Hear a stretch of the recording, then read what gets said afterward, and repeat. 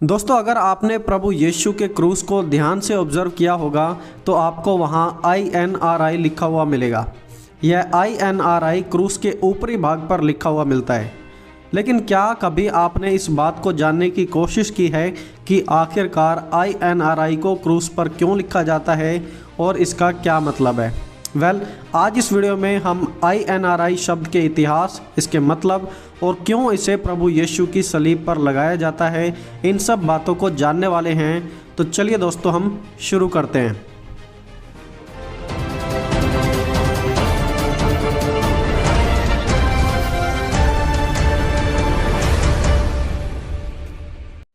दोस्तों, प्रभु यीशु के समय में रोमी सरकार का शासन था और जब भी कोई बड़ा मुद्दा होता था तो उसे भी रोमी सरकार ही सॉल्व किया करती थी।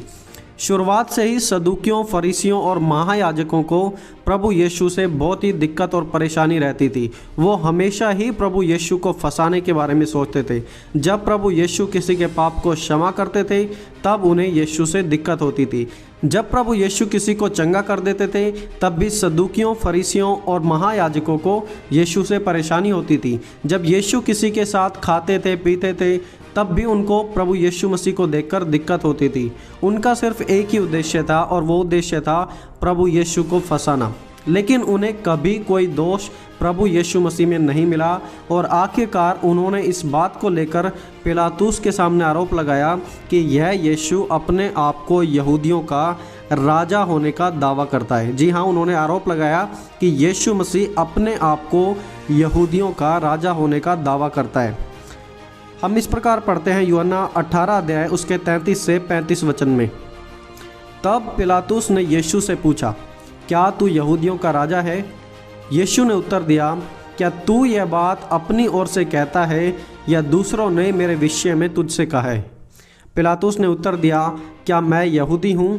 तेरे ही जाति और प्रधान याजकों ने तुझे मेरे हाथों में सौंपा है। तूने क्या किया है? तो यह आरोप लगाकर यहूदियों ने यीशु को पिलातुस के हाथों में मौत का दंड दिलाने के लिए सौंपा था ताकि यीशु को मृत्युदंड दे दिया जाए। पिलातुस एक रोमी शासक था और वो ही इस मुद्दे को डील कर रहा था, प्रभु यीशु मसीह वाले मुद्दे को। और यूहन्ना 19 अध्याय उसके 1 से 3 वचन में हम पढ़ते हैं कि पिलातुस ने प्रभु यीशु पर कोड़े लगवाए, सिपाहियों ने उन्हें कांटों का मुकुट पहनाया। यीशु के पास आकर यीशु का मजाक बनाकर कहने लगे, यहूदियों के राजा तुझे प्रणाम, और यीशु को थप्पड़ भी मारे। और फिर यहूदियों ने यूहन्ना 19 अध्याय उसके 7 वचन के अनुसार यह भी आरोप लगाया कि यह अपने आप को परमेश्वर का पुत्र कहता है। और यहूदियों ने ज़बरदस्ती करके यीशु को क्रूस पर चढ़वाने की बात मनवा ली और प्रभु यीशु मसीह को क्रूस पर चढ़वा दिया। अब जैसा कि मैंने आपको पहले भी बताया कि उस समय रोमी सरकार सत्ता में थी और रोमी सरकार बड़ी ही क्रूर थी।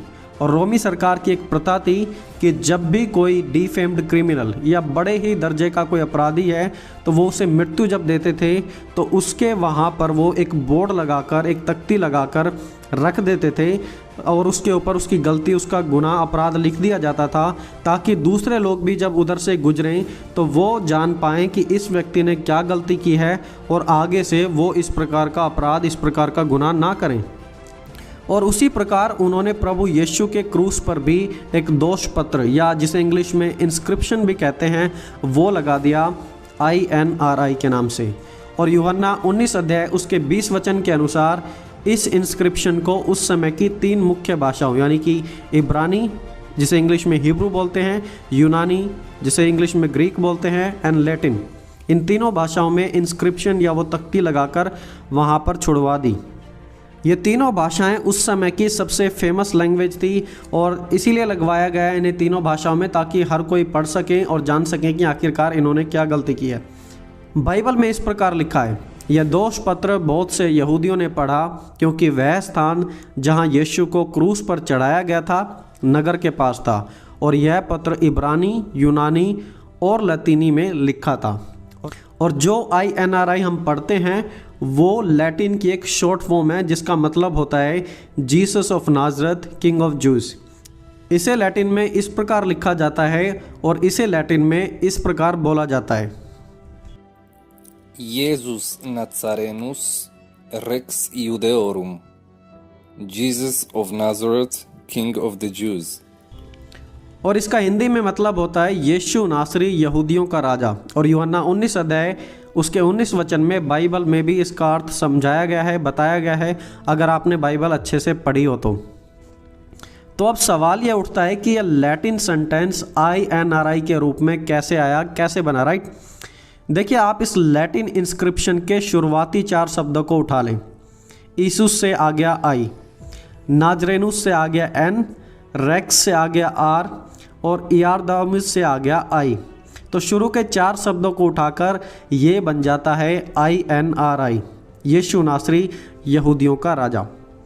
तो आप इस बात को समझे कि जो INRI है वो लैटिन में जो फॉर्म थी उसके शुरुआत के 4 शब्दों को लिया गया है और उसे शॉर्ट में INRI लिख दिया गया है, यीशु नासरी यहूदियों का राजा। और दोस्तों, यह इंस्क्रिप्शन अधिकतर रोमन कैथोलिक चर्चों में मिलता है क्योंकि रोमन कैथोलिक की लिटर्जिकल लैंग्वेज लैटिन होती है और वो हमेशा क्रूस पर INRI लिखते हैं जहाँ कहीं भी यीशु को क्रूस पर लटके हुए दिखाया जाता है।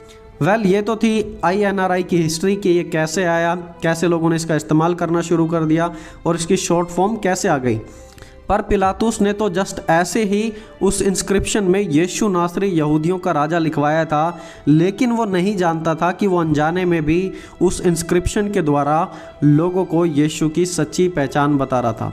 यहूदियों ने तो यीशु को मरवाया, लेकिन मौत के समय में भी यीशु का वही संदेश था, यीशु नासरी यहूदियों का राजा।